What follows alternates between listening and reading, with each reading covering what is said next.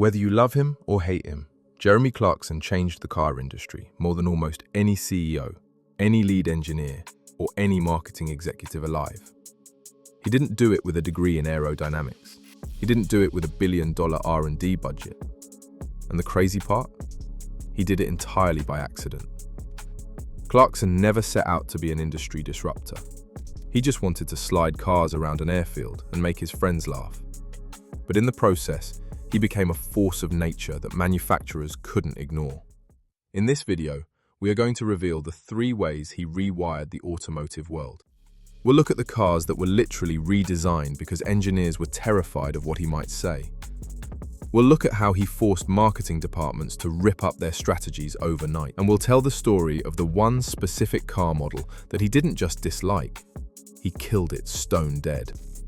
To understand how he changed the industry, you first have to understand the scale of the weapon he was wielding. By the late 2000s, Top Gear wasn't just a TV show, it was a global cultural hegemony.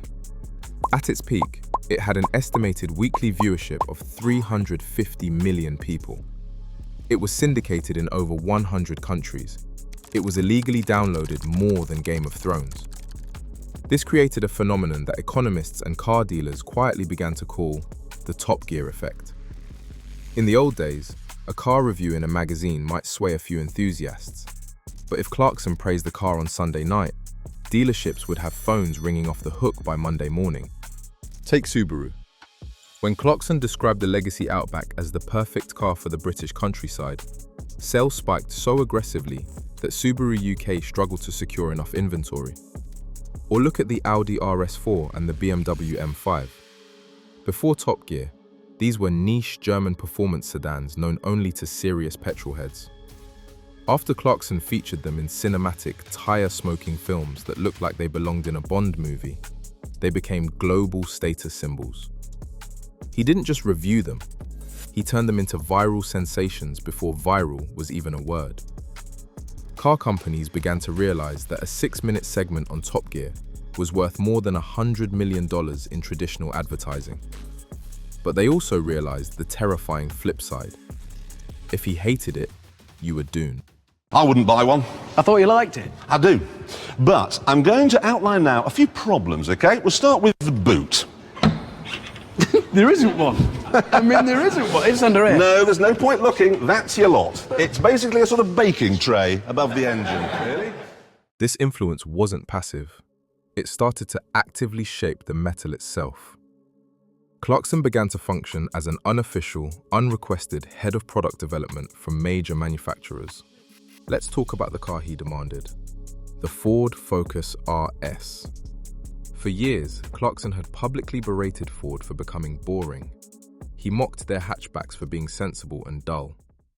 However, there is one small thing that could spoil the party. If you buy a car, will people want to make babies with you, or will they fall about laughing? He practically dared them to build something unhinged. When Ford finally released the Focus RS, the second generation one, a car that was violent, loud, and uncompromising, it felt like a direct answer to his criticisms. They weren't just building a car for the road, they were building a car that would look good going sideways on the Top Gear test track. And then, there was the Toyota Hilux. When Top Gear spent 2 episodes trying to destroy a red Hilux, drowning it, setting it on fire, and placing it on top of a demolished building, they created the greatest marketing campaign in automotive history.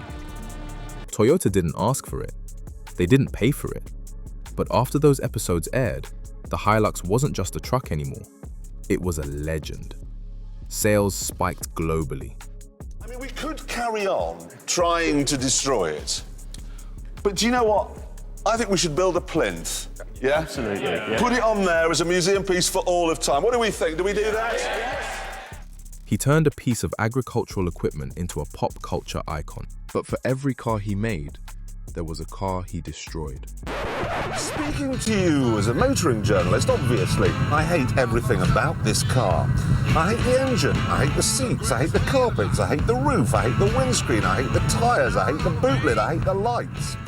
Who guessed? Vauxhall Vectra guessed right. Clarkson reviewed the Vectra and later newer Vectra VXR, and you can tell by this video what he thought of it at the end. It's fairly terrible then. No. Losing your leg is fairly terrible. This, honestly, I'm tempted to even call it dangerous. All right, if you're driving around on a track with the traction control off, going power, then maybe. But what if, I don't know, what if you wanted to drive around normally? Well, that would just be a Vectra, and that would be even worse. The result was catastrophic. In the UK, the Vectra became a punchline overnight. Sales struggled, and the brand took years to shake the stigma of being the boring choice. It remains the only time a single TV segment effectively partially collapsed the image of a mass-market family sedan. This influence went so deep that premium manufacturers started engaging in what insiders called Clarkson-Proofing. Ferrari, Pagani, and Mercedes-AMG began setting up launch events that were specifically tailored to the Top Gear style. They knew that if the car couldn't slide, couldn't make noise, and couldn't handle a power lap, it would be mocked. They started engineering cars not just for lap times, but for theatre. The modern trend of exhaust pops and bangs and drift modes, you can trace a direct line back to manufacturers trying to impress three middle-aged men on a runway in Surrey. Beyond the metal, Clarkson changed the very language of how we talk about cars. Before him, automotive journalism was dry. It was about boot capacity, fuel economy, and suspension wishbones. It was technical, precise, and incredibly boring to anyone who wasn't a mechanic. Clarkson realized that nobody buys a car because of the suspension wishbones. They buy a car because of how it makes them feel. He shifted the metric from specifications to soul.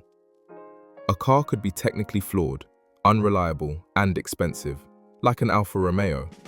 But if it had soul, Clarkson would tell you to buy it. Conversely, a car could be technically perfect, like a Lexus, but if it was boring, he would destroy it. This shift paved the way for the entire modern internet car scene. Look at the biggest automotive YouTubers today. Doug DeMuro, Shmee150, Carwow. They all owe a debt to the path Clarkson cleared. He proved that a personality-driven review was viable. He proved that you could be critical, you could be funny, and you could be subjective. He created the archetype of the celebrity reviewer. He turned automotive criticism into entertainment, creating a genre that allows thousands of independent creators to make a living today. But his influence rippled out even further than the industry itself. It changed the culture. Top Gear took cars out of the garage and put them into the living room. It made car culture mainstream. Suddenly, your grandmother knew what a Bugatti Veyron was. Your co-workers were debating the lap times of a Pagani Zonda. Clarkson, Hammond and May popularized the idea of the epic road trip. The show inspired millions of people to buy cheap cars and drive them across continents, spawning events like the Mongol Rally and a resurgence in adventure tourism.